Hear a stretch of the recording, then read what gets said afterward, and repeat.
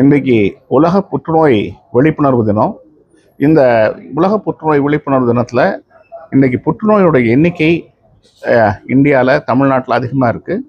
இந்தியாவில் 16 லட்சத்துக்கு மேலே இருக்காங்க. இது கடந்த 10 வருடங்களில் கிட்டத்தட்ட 70-80% அதிகமாக இருக்குது. அதே மாதிரி தமிழகம் இந்தியாவில் 5வது மாநிலமாக இருக்குது எண்ணிக்கையில். கோவை மாவட்டம் தமிழ்நாட்டில் 5வது மாவட்டமாக இருக்குது. சரிங்க.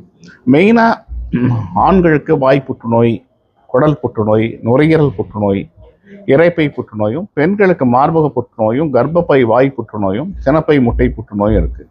ஸோ இதில் என்னென்னா 50% மேலே இந்த புற்றுநோய்களை ஆரம்ப நிலையில் கண்டுபிடிக்க முடியும். ஆரம்ப நிலையில் இவங்களுக்கு ஸ்க்ரீனிங் மூலம் கண்டுபிடிச்சுன்னா இவங்களை ஆரம்ப நிலையில் குணப்படுத்த முடியும். இதுக்கு பற்றிய விழிப்புணர்வு வேணும். அதுக்காக தான் இன்றைக்கு ராமகிருஷ்ணா புற்றுநோய் சிகிச்சை மையம், ராமகிருஷ்ணா மருத்துவமனையின் சார்பில் சமூக ஊடக விழிப்புணர்வு, அதாவது சோஷியல் மீடியா மூலமாக அவேர்னஸ் ஆரம்பிச்சிருக்கோம். இதில் காமனாக இருக்கக்கூடிய 14 கேன்சர்கள், பொதுவாக மார்பக புற்றுநோய், கர்ப்பப்பை வாய் புற்றுநோய், இரைப்பை புற்றுநோய், பிளட் கேன்சர்ஸ், நுரையீரல் புற்றுநோய், இரத்த புற்றுநோய், அதுக்கப்புறமா லிம்ஃபோமான்னு சொல்லக்கூடிய நெருக்கட்டியில் வரக்கூடிய புற்றுநோய், இப்படி காமன் புற்றுநோய்களை நம்ம ஒரே நேரத்தில் சமூக ஊடகங்களில் ஃபேஸ்புக், ட்விட்டர், இன்ஸ்டாகிராம், யூடியூப், இந்த மாதிரி சோஷியல் மீடியாவில் ஒரே நாளில் ஒரு டெடிக்கேட்டட் பர்சன் வச்சு நம்ம ரிலீஸ் பண்ணுறோம்.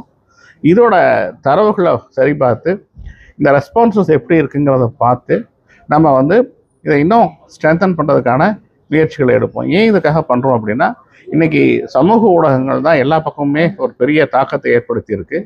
அது பல ஏரியாவில், அரசியலில், சினிமாவில், இப்படி பல தாக்கத்தை ஏற்படுது. புற்றுநோய் விழிப்புணர்வுலையும் நம்ம ஏன் இதை செயல் இருக்கக்கூடாது அப்படிங்கிறதுக்காக கேன்சர் அவேர்னஸை ஃபஸ்ட்டு டைம் சோஷியல் மீடியா அவேர்னஸில் கொண்டு போயிருக்கோம். இதோட மெயின் நோக்கமே புற்றுநோய் பற்றிய விழிப்புணர்வு வரணும். புற்றுநோய் பயமுறுத்துறதுக்காக இல்லை, ஏன்னா எண்ணிக்கை அதிகமாகுது.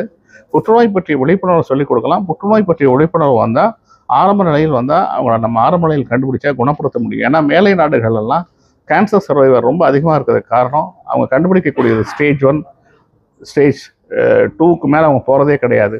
ஆனால் நம்ம ஊரில் நம்ம 3வது ஸ்டேஜ், 4வது ஸ்டேஜில் தான் வரோம். அப்போது அவங்கள அவங்களுடைய வாழ்க்கையோட ஆயுளை நம்மளால் கூட்ட முடியுது, அவங்கள முழுசாக குணப்படுத்த முடியல. ஸோ இதற்கு காரணம் விழிப்புணர்வு இல்லாமை தான். ஸோ விழிப்புணர்வு தான் மக்களுக்கு தேவை. அதை மனசில் வச்சுட்டு தான் நமக்கு அந்த சமூக ஊடக விழிப்புணர்வை முன்னெடுத்திருக்கோம்.